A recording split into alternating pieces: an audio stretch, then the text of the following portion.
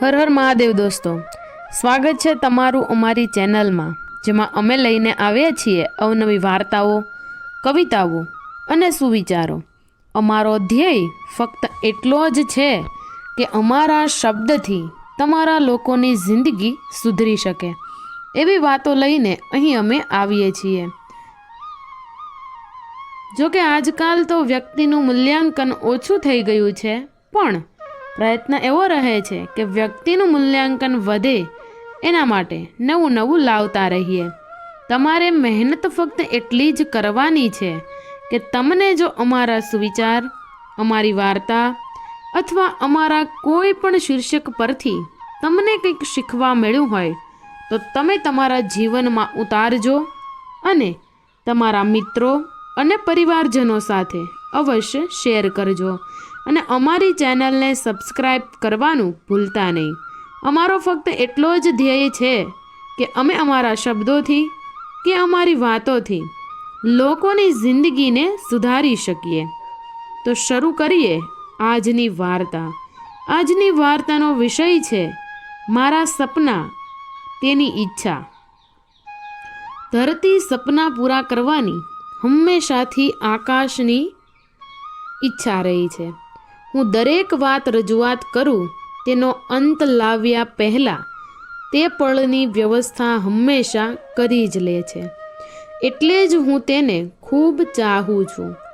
તેની લાગણીમાં ક્યાંય અને ક્યારેય ઉણપ નહીં આવે, કેમ કે તેણે મને ક્યારેય દુઃખી નથી કરી. તેણે મને હંમેશા સાથ સહકાર થકી મારી માગણીઓ પૂરી કરી છે. હું વિચારું તેના પહેલાં તે બોલી જાય.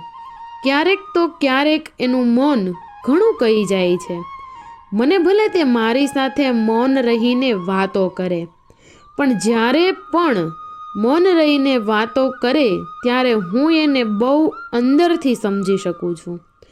મને મારી કાબિલિયત પર વિશ્વાસ છે કે હું જે એકવાર વિચારી લઉં તે કરું જ છું, અને મારા નિયમો પ્રમાણે હું રહું પણ છું. તેનાથી તેને ખૂબ જ ગર્વ મહેસૂસ થાય છે મારા પર. હંમેશા કહેતા હોય છે કે તું જે બોલીશ તે નિભાવીશ. ધરતીએ કીધું કે આજે તમારા વિશે હું ક્યારેક નકારાત્મક વિચારું તો મારે શું કરવું જોઈએ, કેમ કે મારે નકારાત્મક ક્યારેય વિચારવું જ નથી તમારા વિશે. તો આકાશ કહે, મારા પર જેટલો વિશ્વાસ છે તે વિશ્વાસને તું યાદ કર જ્યારે મારા ઉપર નકારાત્મક વિચાર આવે ત્યારે. મયુરીએ કીધું, આ વાત સાચી. હવે હું તમારી ઉપર નકારાત્મક વિચાર નહીં કરું, ક્યારેય તમારા પર ગુસ્સો નહીં કરું. ગુસ્સો કરીશ તો હવે ત્યાં જ કરીશ, ખોટો ગુસ્સો નહીં કરું, કેમ કે મને તમારી સાથે જે લાગણીનું જોડાણ થયું છે તેની જિંદગીભર જરૂર છે મારે, કેમ કે તે જોડાણ વગર હું કંઈ જ નથી. એટલે કે મને જીવવાની મજા નહીં આવે. જો તે જોડાણ નહીં હોય ને તો જિંદગી ખાલી ખાલી લાગશે. પેલું કહેવાય ને કે હજારોની મહેફિલમાં પણ એકની કમી મહેસૂસ થાય જ છે. જ્યારે તે વ્યક્તિ આપણા દિલની નજીક હોય ત્યારે એની ખોટ વર્તાય. તે જ વ્યક્તિ તમે છો મારા માટે. હું દુનિયાને દેખાડવા માટે ઘણું બધું કરી લઈશ મારી જિંદગીમાં, પણ તમારા સહારા કે તમારા સાથ વગર હું સરળતાથી આગળ નહીં વધી શકું. મને વિશ્વાસ છે કે તમારા જોડે રહેવાથી, તમને પોતાના કહેવાથી અને તમને બંધનમાં રાખીને મારે સહારો નથી લેવો, પરંતુ તમે મારા છો એટલું મને ખબર હોવી જોઈએ. તે માનીને વિચારીને મારે તમારો સહારો લેવો છે. તેનાથી પણ હું ઘણી બધી ખુશ છું. એક વાત જરૂર કહીશ કે આજકાલની છોકરીઓ એમ વિચારે કે આ જૂનો સંબંધ હવે તોડી નાખવો જોઈએ, કેમ કે હવે તે મારા પર ગુસ્સો કરે છે, મને સમય નથી આપતો, મને મળવા નથી આવતો.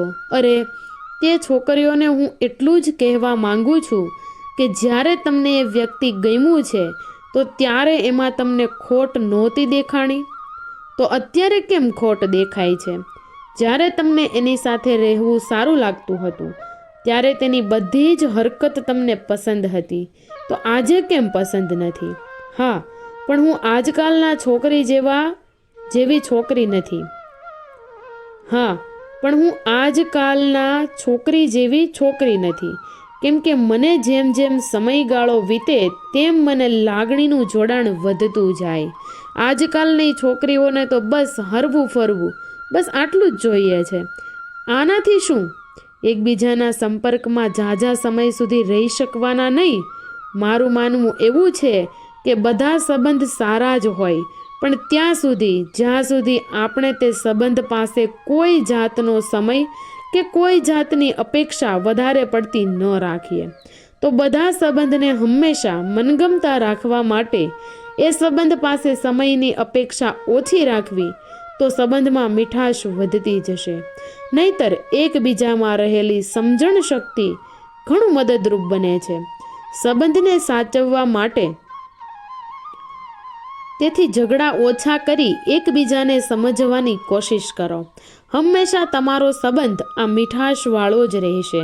આ કહાની તમને જરૂર પસંદ આવી હશે, અને પસંદ આવી હોય તો વિડીયોને લાઈક કરી દેજો, શેર કરી દેજો, અને નવા હોય તો ચેનલને સબસ્ક્રાઈબ જરૂરથી કરજો.